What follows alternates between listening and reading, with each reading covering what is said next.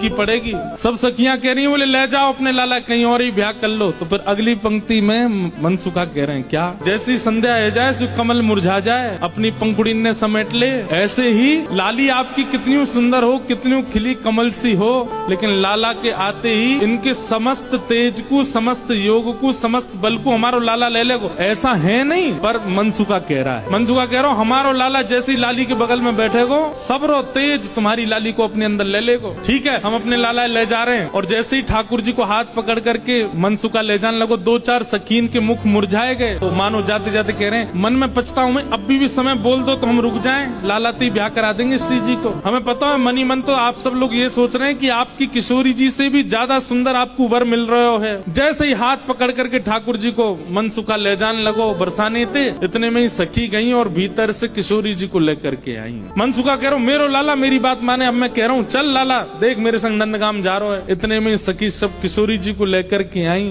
ठाकुर जी जा तो रहे थे मनसुखा के संग, लेकिन जैसी किशोरी जी आती दिखी ठाकुर जी तो वहीं स्तब्ध दे गए। मनसुखा खींच तो ही जा रहा हो, ठाकुर जी हिल नहीं रहे, वहां से सामने देख रहे। लाला कहा वे कौन को देख रहा हो? ठाकुर जी तो दूर से ही बलैया लेने लगे, तरण तोड़न लगे किशोरी जी को देख करके। किशोरी जी को देख करके ठाकुर जी तो मुस्कुराने लगे और वहीं स्तब्ध है गए। किशोरी जी देख के ठाकुर जी रुक गए। सब सखियां बोली हाँ मनसुखा ले जा लाला, नंदगाम ले जा, चल रहे लाला चल मेरे संग। ठाकुर जी बोले तू चलो जा, मैं तो ना जा रहा हूँ, मैं तो यहीं रहूंगा, श्री जी के सन्मुख ही विराजूंगा मैं। मनसुखा बोलो लाला आज तेने मेरी 2 बार नाक कटवाई है, एक तो तेने पूर्णमासी के सामने कटवाई, दूसरी अब सकीन के सामने कटवाई दे। बोले तेरी तो नाक कटेगी, मैं संग चलोगो, मेरो तो संबंधी कट जाएगो, तेरो ब्याह ना है, तू तो चाहे कि मेरो नहीं हो, मैं तो कर गया हूँ ब्याह, तू चलो जा। और वहीं किशोरी जी जैसे ही आई हैं, आहा, सेज पर ले जाकर के किशोरी जी को बिठाया, सुंदर सिंहासन पर किशोरी जी बैठी हैं। और तभी ठाकुर जी बगल में आकर के बैठे। जैसे ही ठाकुर जी आकर के बैठे, सब बरसाने की सखियां, गोपियां, कीर्ति मैया सब नजर उतारने लगी, आरती करने लगी। आहा, इतने सुंदर लग रहे हैं दोनों, आनंद में भर गए सब। ठाकुर जी तो बस किशोरी जी को ही निहार रहे हैं और कोई छवि नेत्रन में आई नहीं रही है। ठाकुर जी तो ऐसे निहार रहे हैं मैं मानो जैसे नवीन नवीन कोई उपमा प्रकट किशोरी जी के सामने